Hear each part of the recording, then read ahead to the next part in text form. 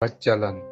सरोज एक middle class की लड़की थी, पर उसका सपना था बड़े घर में शादी होकर ऐशो आराम करेगी। लेकिन उसके माँ बाप का सपना कुछ और था। उन्होंने फैसला किया कि उन्हीं के जैसा मिडिल क्लास में ही सरोज के लिए रिश्ता देखेंगे। लेकिन सरोज को ये मंजूर नहीं था, क्योंकि वो किसी से प्यार करती थी। माँ बाप ने कुछ बहुत समझाया, फिर भी नहीं मानी। एक दिन सरोज को कॉलेज से घर आने में देर हो गई।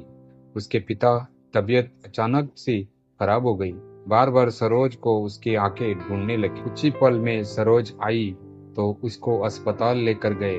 डॉक्टर ने बताया कि अब उनके पास कुछ ही दिन बचे हैं, क्योंकि उन्हें कैंसर हुआ है, लास्ट स्टेज। डॉक्टर कहने लगे, देखिए, आपके पति के पास अब कुछ ही दिन बचे हैं। जितना ही दिन उनके पास है, कोशिश कीजिए कि उनकी खुशियों का ख्याल रखिए और वो जो चाहते हैं वही कीजिए।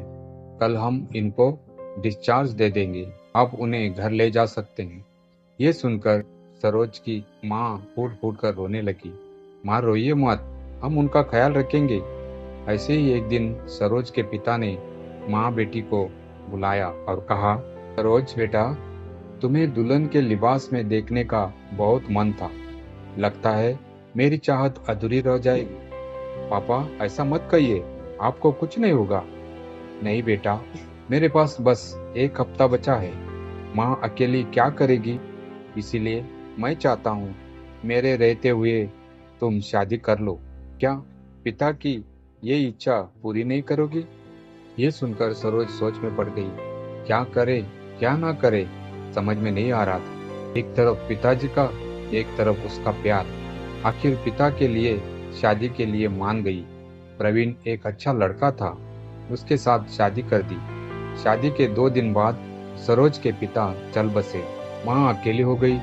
सरोज को ना चाहते हुए भी शादी करनी पड़ी। सरोज को प्रवीण से बिल्कुल प्यार नहीं था, पर प्रवीण सरोज से बहुत प्यार करता था। सरोज छोटी छोटी बातों को लेकर झगड़ा करना शुरू कर देती थी। ये सब पड़ोस में रहने वाली उमा मौसी को पता था। एक दिन वो सरोज के घर आई और सरोज से मिलकर पति पत्नी के रिश्ते के बारे में समझाया। झगड़ा करने से घर टूट जाता है। प्रवीण तुमसे बहुत प्यार करता है। तुम कुछ भी कहो, चुपचाप सह लेता है, क्योंकि उसे इस शादी को बचाना है। उसे समझने की कोशिश करो, कहकर वो चली गई। सरोज सोचने लगी, उमा मौसी सही तो कह रही है, मुझे इस शादी को निभाना चाहिए। उसी शाम को प्रवीण घर आया तो सरोज ने प्यार से बात की। प्रवीण सरोज का ये बर्ताव देखकर चौंक गया। अचानक क्या चमत्कार हो गया। उस दिन से दोनों मिलकर शादी को निभाने लगे। 1 साल के बाद सरोज को जुड़वा बच्चे पैदा हो गए। सब अच्छा चल रहा था। उसके बच्चे भी अभी बड़े हो रहे थे। एक दिन सरोज मार्केट गई। मार्केट में घूमते घूमते उसका पुराना आशिक मिला। उसे देखकर सरोज घबरा गई। तभी उसके आशिक राहुल ने कहा, सरोज, तूने ये क्या किया? तूने शादी कर ली, मुझे भूल गई? नहीं राहुल, ऐसी बात नहीं है। मुझे मजबूरन शादी करनी पड़ी, लेकिन मैं तुम्हें भूली नहीं। मेरा अब वापस लौटना नामुमकिन है। ऐसा मत कहो सरोज, मेरा क्या होगा? अब मेरे से बर्दाश्त नहीं होगा। तुम्हारे बिना मैं नहीं रह पाऊंगा। सोच लो सरोज, सोच कर बताओ। अगले दिन राहुल सरोज से मिला। न जाने क्या क्या कहकर सरोज का ब्रेन वॉश करने लगा। राहुल रोज उसके दिमाग से खेलता रहा। कुछ दिनों बाद प्रवीण के ऑफिस को ताला लग जाता है। अब प्रवीण के पास कोई काम नहीं था। इससे सरोज के अपने खुशियों पर ग्रहण लग गया। वो चिड़चिड़ सी होने लगी। बच्चों पर भी उसका ध्यान कम हो गया। तब उसको राहुल की याद आने लगी। उसकी कई बातें याद आने लगी। उसकी वजह से उसे प्रवीण और बच्चों से नफरत होने लगी। एक दिन सुबह राहुल सीधा सरोज के घर पहुंच गया। सरोज उसे देखते ही अपना सामान पैकिंग करने लगी। ये देखकर उसका बड़ा बेटा आदित्य ने पूछा, माँ, आप हमें छोड़कर कहाँ जा रही हो? सरोज ने कहा, मैं जा रही हूँ राहुल के साथ। यह सुनकर आदित्य ने तुरंत पुलिस को फोन लगाया और कहा, सर, एक आदमी आदित्य नाम है उसका, वो हमारी माँ को जबरदस्ती ले जा रहा है। कुछ क्षण में पुलिस वहां पहुंच गई और सबको पुलिस स्टेशन ले गई और पूछताछ करने लगी। मैं साहिल से प्यार करती हूँ और मुझे इसके साथ जाने से कोई नहीं रोक सकता। मैं अपने मर्जी से साहिल के साथ जा रही हूँ, न कि साहिल मुझे जबरदस्ती ले जा रहा है। माँ, रुक जाओ, हमें छोड़कर मत जाओ, तुम हमारी अच्छी माँ हो, सरोज के छोटे बेटे ने कहा। सरोज बोली, मेरी कोई औलाद नहीं है, तुम रहो अपने इस नकारा बाप के साथ। मैं इसके साथ रहकर अपनी जिंदगी बर्बाद नहीं कर सकती। मेरी मेरी भी कुछ ख्वाहिशें हैं, मैं भी अच्छे से जीना चाहती हूँ। तभी वहां बैठे एक पत्रकार ने बच्चों के सिर पर हाथ फेरते हुए कहा, बेटा रो मत, तुम्हारी माँ अब तुम्हारे लिए मर चुकी है, उसे भूल जाओ और अपने बाप के साथ घर जाओ, खुश रहो और उस औरत को भूल जाओ जो रिश्ते में तुम्हारी माँ है। समझना कि तुम्हारी माँ अब इस दुनिया में नहीं है। सरोज ने जब उस पत्रकार के मुंह से ये सब सुना तो वह बुरा सा मुंह बनाते हुए राहुल से बोली, चलो यहाँ से, मेरे लिए भी मेरे दोनों बच्चे और उनका बाप मर चुका है। राहुल और सरोज पुलिस स्टेशन से बाहर निकल रहे थे, लेकिन बच्चों के रोने की आवाज उसके दिल और दिमाग में गूंजती रह गई। वो कितनी दूर निकल चुकी थी, फिर भी बच्चों के चेहरों की मासूमियत उसके दिल में तीर की तरह चुभ रही थी। एक तरफ उसे अपनी आजादी की चाह खींच रही थी और दूसरी तरफ बच्चों की मासूम आवाजें उसके कदम रोक रही थी। राहुल ने सरोज का हाथ थामते हुए कहा, सरोज, तुमने वही रास्ता चुना है जो तुम्हारे लिए सही है। राहुल की आवाज में ठहराव था जो उसे हौसला भी दे रहा था और बेचैनी भी। सरोज आगे बढ़ने की कोशिश कर रही थी, पर उसके मन में बच्चे ही थे जिनकी आंखों में उसकी झलक अभी भी ठहरी हुई थी। उधर पुलिस स्टेशन में उसका बड़ा बेटा आदित्य अपने बाप के पैर पकड़े खड़ा था। उसकी छोटी सी मासूम आंखें आंसुओं से भीगी हुई थी। प्रवीण, बच्चों के बाप, गहरी चुप्पी में थे। वो खुद भी आहत और दुखी थे, मगर बच्चों का दर्द उन्हें कहीं ज्यादा महसूस हो रहा था।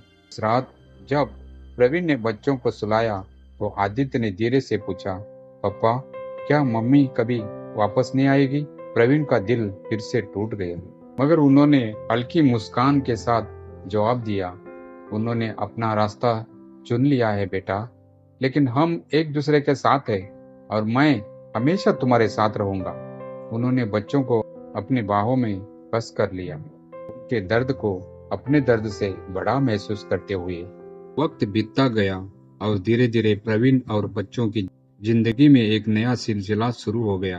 पर सरोज के लिए यह आजादी उतनी मीठी नहीं रही जितनी उसने सोची थी।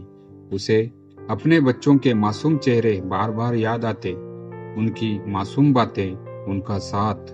राहुल के साथ वो कभी कभी खुश होने की कोशिश करती, लेकिन वो पल भी बच्चों की यादों से धुंधले पड़ जाते थे। राहुल को भी अब इस बदलाव का एहसास होने लगा था। एक शाम राहुल ने सरोज से पूछा, सरोज, क्या तुम मेरे साथ खुश हो? सरोज ने उसकी ओर देखा, उसका गला रुंध गया। उसे जवाब नहीं सूझ रहा था। उसने सोचा था कि प्यार उसकी जिंदगी के सारे खालीपन को भर देगा, लेकिन उसने उस गम का अंदाजा नहीं लगाया था जो उसने खुद चुना था। राहुल का चेहरा सख्त हो गया। अगर तुम पुराने रिश्ते में ही उलझी रहोगी तो शायद तुम्हें वही लौट जाना चाहिए। सरोज स्तब्ध रह गई। उसने सोचा था कि राहुल उसे समझता है, लेकिन उस पल उसे लगा कि राहुल वो सब नहीं दे सकता जो उसने खो दिया था। वो खुद को दो दुनियाओं के बीच फंसा हुआ महसूस कर रही थी, जहां वो किसी भी और से पूरी तरह जुड़ी नहीं थी। पहली बार उसने वापस लौटने के बारे में सोचा, मगर उसका अहंकार उसे रोक रहा था। फिर एक रात अपनी बेचैनी से हार कर उसने अपने बेटों को फोन किया। आदित्य ने फोन उठाया। उसकी आवाज में हल्की सी झिझक थी। माँ, उसने धीरे से पूछा। आदित्य की आवाज सुनते ही सरोज की आंखें भर आई। वो कुछ कह पाती इससे पहले आदित्य ने कहा, माँ, आपने हमें क्यों छोड़ दिया? क्या आप हमसे प्यार नहीं करती? उसकी मासूमियत से भरे सवाल ने सरोज के दिल को चीर दिया। वो हकलाते हुए बोली, आदित्य, मैंने सोचा, लेकिन वो वाक्य पूरा नहीं कर सकी। फोन पर कुछ क्षण खामोशी छाई रही। फिर आदित्य ने फोन अपने छोटे भाई को पकड़ा दिया और सरोज बस उनके सांसों की आवाज सुनती रह गई। उस रात सरोज बिस्तर पर जागते हुए सोचती रही कि जिस आजादी के लिए उसने ये सब छोड़ा था, वो उसे बहुत भारी पड़ रही थी। उसका दिल पछतावे से भर चुका था और अब उसे अपने बच्चों को फिर से गले लगाने की चाह सताने लगी थी। राह गहरी होती जा रही थी, लेकिन सरोज के लिए नींद जैसे कोसों दूर थी। बच्चों की मासूम बातें और उनकी तकलीफ उसकी आंखों के सामने घूम रही थी। उसने खुद से सवाल किया, क्या सच में यह रास्ता सही था? जिस आजादी के सपने उसने देखे थे, वो इतनी भारी होगी ये उसने कभी सोचा भी नहीं था। अगली सुबह राहुल ने देखा कि सरोज गुमसुम बैठी थी। उसने बात करने की कोशिश की, लेकिन सरोज खोई खोई सी थी। राहुल अब तक समझ चुका था कि सरोज के दिल में बच्चों के लिए जो प्यार था, वो उसे कभी खत्म नहीं कर सकती थी। धीरे धीरे राहुल के मन में भी खींच बढ़ने लगी। उसने गुस्से में कहा, सरोज, अगर तुम्हें अपने बच्चों की इतनी ही तक फिक्र है, तो यहाँ रहने का क्या मतलब है? तुम्हें लौट जाना चाहिए। सरोज को राहुल की ये बातें बहुत गहरी चुभी। उसने सोचा था कि राहुल उसे समझेगा, उसका साथ देगा, लेकिन आज वो पूरी तरह अकेली महसूस कर रही थी। राहुल के शब्दों ने उसके अंदर की बेचैनी को और बढ़ा दिया। वो सोच रही थी कि बच्चों के बिना उसकी जिंदगी अधूरी है। जितनी कोशिश करती, उतनी ही गहराई से बच्चों की यादों उसे खींचती। अगले दिन सरोज ने चुपचाप प्रवीण को फोन किया। फोन उठाते ही उसे दोनों बच्चों की आवाजें सुनाई दी। वे उत्सुकता से बोले, माँ, क्या आप वापस आ रही हैं? उस मासूमियत में उसकी दुनिया बसी थी।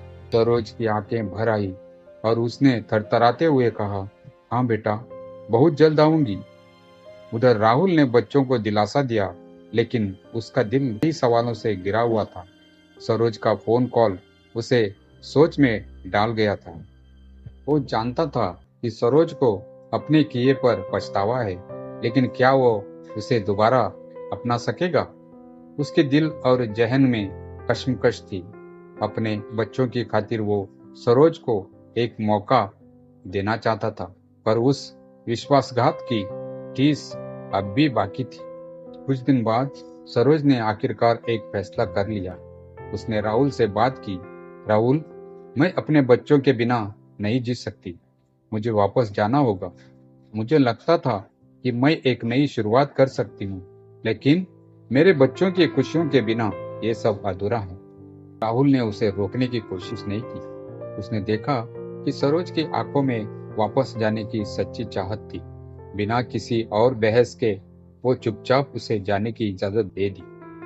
जब सरोज अपने पुराने घर के दरवाजे पर पहुंची, तो उसका दिल जोर से धड़क रहा था। उसने धीरे से दरवाजे पर दस्तक दी। दरवाजा खुलते ही सामने दोनों बच्चे खड़े थे। उनके चेहरे पर खुशी की चमक थी। उन्होंने दौड़कर उसे गले लगा लिया। सरोज की आंखों से आंसू बह निकले। उसने बच्चों को अपने पास बैठा लिया और कहा, मुझे माफ कर दो बेटा।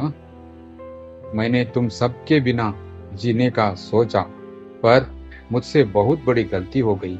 तुम दोनों ही मेरी असली खुशी हो। राहुल भी वही खड़ा था। उसने बच्चों को उनकी माँ के पास छोड़ दिया और बिना कुछ कहे अंदर चला गया। सरोज ने उसकी तरफ देखा और उसकी आंखों में अपने किए पर गहरा पछतावा था। उसने प्रवीण से कहा, प्रवीण, मुझे माफ कर दो। मैं समझ नहीं पाई कि तुम और बच्चे ही मेरी दुनिया हो।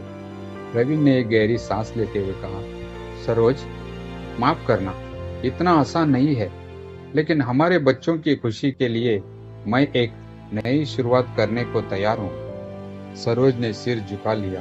वो जानती थी कि उसने जो किया वो गलत था, लेकिन अब वो खुद को बदलने के लिए और बच्चों के साथ नई जिंदगी शुरू करने के लिए तैयार थी। कुछ वक्त लगा, लेकिन धीरे धीरे सरोज ने परिवार की जिंदगी में फिर से अपनी जगह बना ली। उसने खुद को बच्चों के साथ बिताए पलों में खो दिया। हर दिन वो अपने किए की भरपाई करने की कोशिश करती। बच्चों के चेहरों पर मुस्कान देखकर उसे संतोष होता और उसे महसूस हुआ कि असली आजादी वही होती है जहां हम अपने रिश्तों को संजो कर रखें। इस तरह से सरोज ने न सिर्फ अपने परिवार को फिर से पाया, बल्कि एक माँ के रूप में खुद को भी दोबारा खोज लिया।